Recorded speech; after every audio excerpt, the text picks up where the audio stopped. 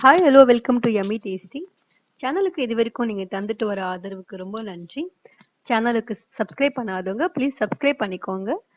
உங்களுக்கு இந்த வீடியோ பிடிச்சிருந்தா லைக் பண்ணுங்க, மற்றவங்க கூட ஷேர் பண்ணுங்க. மறக்காம பெல் பட்டனை ப்ரெஸ் பண்ணிட்டு நோட்டிஃபிகேஷனை டர்ன் ஆன் பண்ணிக்கோங்க. இன்னைக்கு நம்ம குயிக்கா எப்படி ஒரு தக்காளி ரசம் வைக்கிறதுன்னு பார்க்கலாம். இந்த ரசத்துக்கு நம்ம எப்பவுமே யூஸ் பண்ற புளி, பூண்டு, மிளகு, ரசப்பொடி எதுவுமே யூஸ் பண்ண போறதில்ல. இந்த ரசம் நம்ம எப்படி செய்யறதுன்னு இப்போ பார்க்கலாம். நம்ம இந்த ரசத்துக்கு எந்த பொருள் யூஸ் பண்ணலைனாலும் ரசத்தோட டேஸ்ட் வந்து சூப்பரா இருக்கும். ஸோ இந்த ரசம் எப்படி செய்யறதுன்னு பார்க்கலாம். இந்த ரசத்துக்கு நான் 4 பழுத்த நாட்டு தக்காளி எடுத்திருக்கிறேன். தக்காளி எவ்வளோக்கு எவ்வளோ பழுத்த தக்காளி இருக்கோ அவ்வளவும் டேஸ்ட் சூப்பரா இருக்கும்.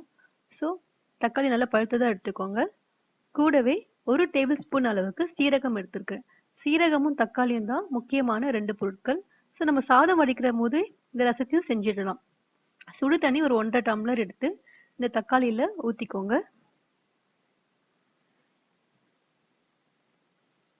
சீரகத்தையும் தக்காளியோட சேர்த்து கொஞ்சம் இந்த மாதிரி கலந்து விட்டு ஒரு மூடி போட்டு ஒரு 2 நிமிஷம் மூடி வச்சிடலாம்.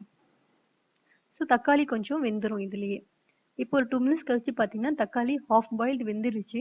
ஸோ இப்போ இந்த தக்காளியை கையாலேயே நம்ம நல்லா மசிச்சு விட்டுடலாம். இதுக்கு தனியாக தோல்லாம் நீங்கள் ரிமூவ் பண்ணணும்னு அவசியம் இல்லை. நீங்கள் இந்த தக்காளியை கையாலேயே வந்து நல்லா இந்த மாதிரி பிழிஞ்சு மசிச்சு விட்டுக்கோங்க. டேஸ்ட் வந்து உங்களுக்கு ரொம்ப சூப்பராக இருக்கும். தக்காளியோடைய புளிப்பு டேஸ்ட் வந்து உங்களுக்கு சூப்பராக கிடைக்கும். இதுக்கு வந்து மஞ்சத்தூள், மிளகாத்தூள் கால் டீஸ்பூன் வந்து இந்த ரசத்தில் ஆட் பண்ணிக்கோங்க. இதுதான் உங்களுக்கு ரசத்துக்கு தேவையான காரத்தை கொடுக்கும். வெறும் மிளகாத்தூள் நம்ம இதில் யூஸ் பண்ணணும். குழம்பு மிளகாத்தூள் யூஸ் பண்ணக்கூடாது. கூடவே தேவையான உப்பையும் சேர்த்துக்கோங்க. தண்ணி உங்களுக்கு ரசத்துக்கு எந்த அளவுக்கு வேணுமோ அந்த அளவுக்கு ஆட் பண்ணிக்கோங்க. நான் 1.5 டம்ளர் ஆட் பண்ணியிருக்கேன். ஸ்டவ்வில் வச்சு நம்ம கொதிக்க விடணும். சாதாரண ரசத்தை வந்து கொதிக்க வைக்கணும்னு அவசியம் இல்லை. ஆனால் இந்த ரசத்தை நம்ம கண்டிப்பாக கொதிக்க வைக்கணும். அப்போதான் அந்த மிளகாத்தூளுடைய பச்சை வாசனை போகும். ஸோ ஒரு 1 மினிட்லேயே நல்ல கொதி வந்துடும். கொதி வந்ததும் நம்ம ஸ்டவ்வை ஆஃப் பண்ணிடலாம். தாளிக்கிறதுக்கு 2 டீஸ்பூன் அளவுக்கு எண்ணெய் ஊற்றிட்டு கொஞ்சமாக கடுகு போட்டு ஒரு சின்ன துண்டு பெருங்காயம் மட்டும் நான் சேர்த்துக்கிறேன்.